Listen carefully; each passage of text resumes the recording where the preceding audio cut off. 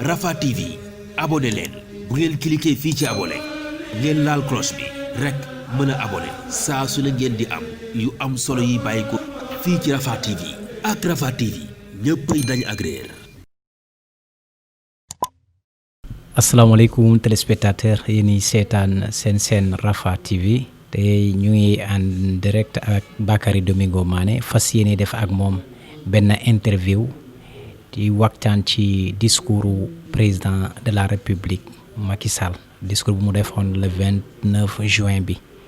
moom ban analyse la ci am ci discours boobu Bakary Domingo Mané ñu ngi leen nuyu bu baax de chante. salaamaaleykum téléspectateur Rafah TV mbégte la am wax tey ci télévision bi man maa ngi tudd Bakary Domingo Mané journaliste la en même temps communicant maanaam damay jàngale journalisme en même temps di jàngale communication ci école yu bare Dakar ak université bu Dakar ak université bu Saint-Louis donc mbégte la am tey wax ak askan wi et surtout wax sama xalaat ci discours président de la République jërëjëf. Bakary Domingo Mané sama première question mooy ban analyse nga am ci discours njiitu réew mi Macky Sall discours bu mu amoon ci 29 juin bi passé. waaw mun naa ne pour analyser vraiment discours 29 juin mun naa ne le président de la République acte bu mu posé dafa nekk acte boo xam ne daal il est en cohérence ak acte bu mu posé au mois de mai yaa ngi fàttali ko baax bi président defee discours bi dafa alléger yenn mesures yi maanaam d'abord dafa ne lieu de culte dañ koy ubbiwaat maanaam mosquée yi église yeeg yaa ngi dégg marché yi tamit y compris aussi luuma yi en même temps kii bi transport interurbain bi bu ñëwee le 29 juin lever couvre-feu bi jël encore yenn mesures yi par exemple heure liggéeykaay bi andi ko sur les heures normales donc loolu da wane ne que président de la République il est cohérent avec ce qu'il fait parce que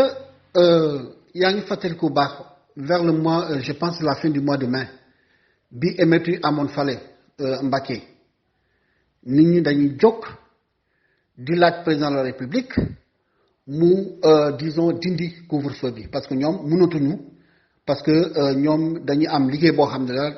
liggéey disons informel boo xam ne daal bu ñu ko deful donc mënuñu dundal vraiment seen njaboot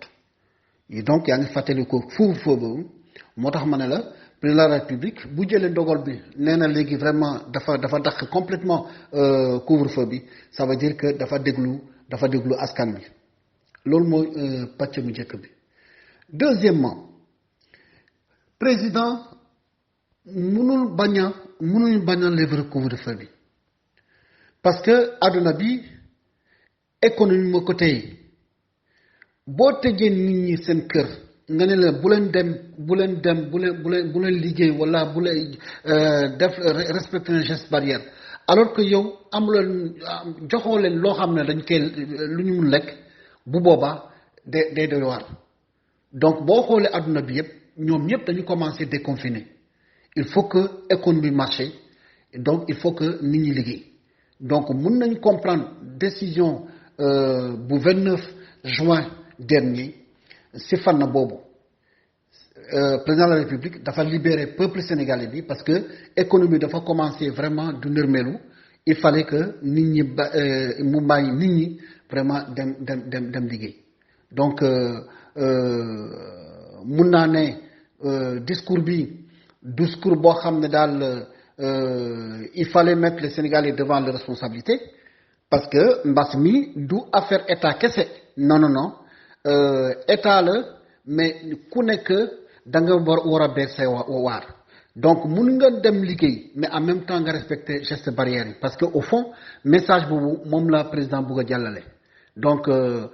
pour man une fois de plus bêtement c'est la bonne décision qu'il fallait prendre en ce moment-là puisque déjà le mois de mai dafa déjà annoncé les couleurs donc il ne pouvait pas faire machine arrière. ndax jamono bu mu dindi état d'urgence bi ak couvre-feu bi nekk na jamono bu baax. waaw laaj bi ñu ma laaj mooy est-ce que c'est vraiment c'est le moment opportun pour lever couvre-feu bi pour l'état d'urgence ñoom seen parce que boo nee est-ce que c'est le moment opportun maanaam est-ce que président décision bu mu jël nii pour génne état d'urgence lever couvre-feu bi yépp est-ce que daf ko war a def léegi décision bu mu ko disons waxtu bu mu ko jëlee est-ce que waxtu bu baax la mooy moom la ñuy wax nasaraan est-ce que c'est opportun waaw mun naa ne c'est opportun parce que bul fàttali que 29 juin déjà pratiquement nous sommes parce que mbas mi dafa commencer mois de mars nga teg ci mois de mai nga teg ci mois d'avril teg ci mois de mai teg ci mois de juin daanaka dañu dugg déjà 4e mois mbas bi économie bi dafa commencer wàcc carrément yoo xam nga ci dara boo ma la xam nga ci dara parce que jàng nga yaa ngi lire information donc économie dafa commencer nërmelu complètement bu bàyyee encore ci kanam mun na andi ay musiba il fallait que mu jël décision bi pour man daal c'est opportun parce que au fond xeex mbas mi lu ko lal dëggantaan moo jikko yi nit ñi bu ñu changer jikko dëggantaan mun nañu xeex mbas mi parce que dama dégg ba léegi ñoo xam ne daal ñu ne gëmuñu mbas mi parce que pour ñoom daal ay sibur kese la dañu xamul rek bu ñu xamoon duñu ko wax mbas mi lu dëggu la te mu ngi faat ay nit surtout période bu ñu nekkee nii bés bu nekkee boo déggee ñu ne 9 nit faat nañu juróom nit faat nañu juróom benn nit faat nañu donc loolu lu yéeme la donc pour man c'est opportun parce que il fallait le faire parce que bu bàyyi encore vraiment ay mois encore ci kanam nit ñi dañuy commencer génne carrément vraiment ci mbedd bi di ñaxtu parce que état dundalul si du moom moo am dundu gars yi ñoo débrouillé wu tous les jours ñu dem di liggéey di andi seen kër donc kooku boo ko tëjee këram musiba rek lay andi donc pour moi c'est opportun fu mu ko defee foofu la ñu ko war a def waxtu bu mu ko defee waxtu boobu la ko war a def donc parce que bu ko deful ay émeute dina am ci dëkk bi nit ñi dañuy soulever wu te bu boobaa mënul atteindre peuple bi su fekkee peuple bi jóg na mu ne vraiment bëggatuñu vraiment état d'urgence bu boobaa échec n'est-ce pas politique gouvernement bi la donc puisque président de la République dafa am information il est bien informé xamoon na ne que bu bàyyee mbir mi dina jéggi dayoo. ndax mën nañoo wax ne sauver économie bi moo tax président bi mu woote ci déconfinement total bi. waaw dinaa ne waaw parce que bu ko deful sax nit ñi dañ ko obligé def ko parce que comme ni ma la waxee ñun Sénégal pays pauvre la même du ma déggee ñi gars yi di wax ne pays émergent la mais loolu débat économiste la fii nit ñi dañuy débrouiller wu rek dañuy débrouiller wu di liggéey tous les jours di andi kër ga voilà donc économie boo xam ne daal presque 80% économie yëpp si secteur informel la lalo munoo tëj yaa ngi dégg lu mu la wax munoo tëj population bi parce que informel moo am doole que vraiment le secteur formel donc président dafa am information yoo xam ne daal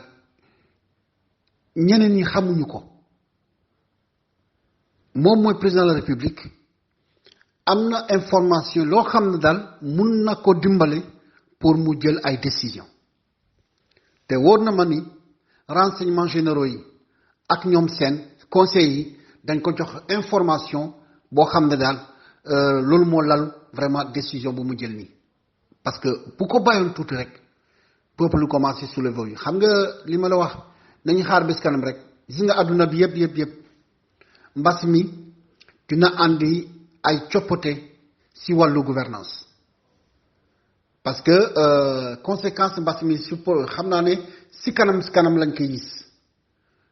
économie dafa commencé nermelu àdduna bi yépp surtout vraiment suñu pays les pays pauvres donc le fait que mu vraiment jël mesures yi génne couvre-feu état d'urgence pour man daal c'est le moment il fallait le faire parce que bu ko deful doo day asphyxier complètement mesures yi ñu jël pour xeex mbas mi day asphyxier carrément vraiment économie Sénégal or mun nañu liggéey et en même temps continuer respecter gestes barrières yi en réalité président de la République message boobu la lancé peuple Sénégal dafa la ne mbas mi warul tax nit ñi bañ a dund dañu dund liggéey mais en même temps respecter gestes barrières moo tax dinañu mucc n'est-ce pas ci mbas mi mais boo ne toog leen seen kër alors que ñi toog seen kër yow amoo loo leen jox bu boobaa dara du sotti donc président de la République dafa jël décision le 29 juin pour sauver économie Sénégal parce que boo xoolee même au niveau des frontières dañ ko tëj donc ça veut dire que douane bi xaalis bu mu doon jël si bu mu doon gagner au niveau des frontières amatul donc trésor boo demee foofu tey bu ñu la nee ñaata moo fi nekk da ngay yëmu si yàlla parce que mbas mi dafa daanal complètement économie Sénégal mun naa ne économie àdduna bi yëpp donc loolu boo continuer si loolu rek du baax nga nekk xeex mbas en même temps tëj économie bi mais boo moytul gouvernement bu fu nekk boo moytul rek di nga daan parce que c'est population dañ jóg disons revendiquer seen moomeel revendiquer n'est-ce pas seen droit bu boobaa donc mun naa ne si gàttal président de la République dafa jël décision bi bu 29 juin donc dernier pour sauver économie Sénégal. jërëjëf Bakary Domingo Mané moom la ñu invité woon ci suñu interview bi ñu ngi lay sant di la gërëm di sant téléspectateur tamit yi seetaan suñu chaîne Rafah TV jërëjëf. Rafah TV abonné leen bu ngeen cliquer fii ci abonné ngeen laal cloche bi rek mën a abonné saa su ne ngeen di am yu am solo yi bàyyi ko fii ci Rafah TV ak Rafah TV ñëppay dañ agréer